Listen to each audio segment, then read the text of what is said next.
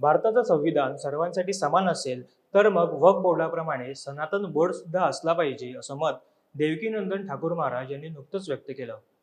महाराष्ट्रात एकूण 41,000 गावं तर 378 निमशहरी व शहरी भाग आहेत. आकडेवारीचा विचार करता एकट्या महाराष्ट्रात वक्फ बोर्डाकडे 1 लाख एकरच्या आसपास जमिनी आहेत. म्हणजेच प्रत्येक गावात कमीत कमी 2 एकर जमिनी या वक्फ बोर्डाकडे आहेत. महाराष्ट्रात 1960 साली वक्फ बोर्डाची निर्मिती झाली.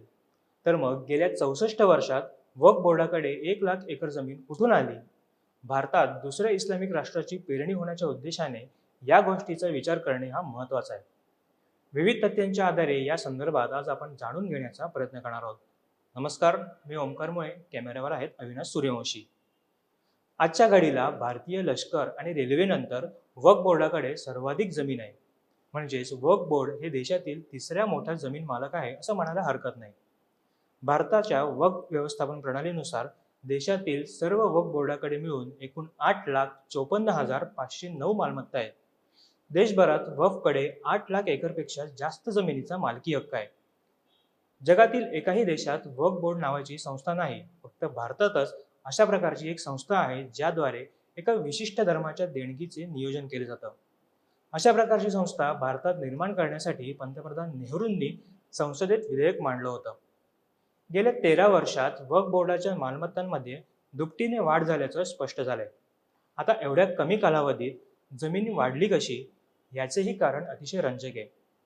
महाराष्ट्र राज्य वक्फ बोर्डाकडे उपलब्ध असलेल्या ऑनलाईन डेटानुसार राज्यातील एकूण 92,000 एकरच्या जमिनीवर 23,566 नोंदणीकृत वक्फ बोर्डाची मालमत्ता ही आहे.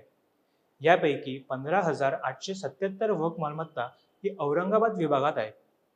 मराठवाडा विभागातील औरंगाबाद महामंडळातील वक्फ बोर्डाच्या मालकीच्या 60% जमिनी ही अतिक्रमित आहे.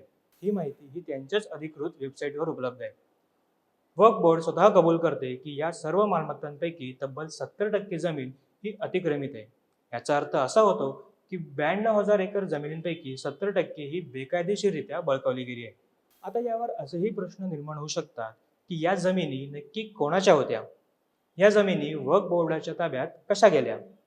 जर या जमिनी सरकारच्या होत्या तर प्रशासनाने कुठलीही कारवाई का केली नाही?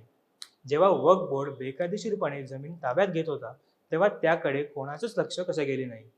ते अनधिकृतपणे ताब्यात घेण्यासाठी मदत कोणी केली? मुख्यतः या जमिनींचा वापर कुठल्या बेकायदेशीर कामांसाठी किंवा देशविघातक कारवायांसाठी केला जात तर नाही ना, यावर तपास करणं हे महत्त्वाचं आहे.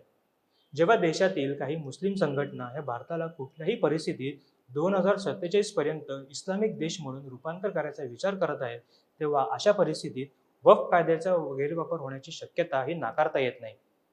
वक्फ कायद्यानुसार तुमची मालमत्ता ही वक्फ म्हणून घोषित केली असेल तर तुम्ही त्याविरुद्ध न्यायालयात जाऊ शकत नाही.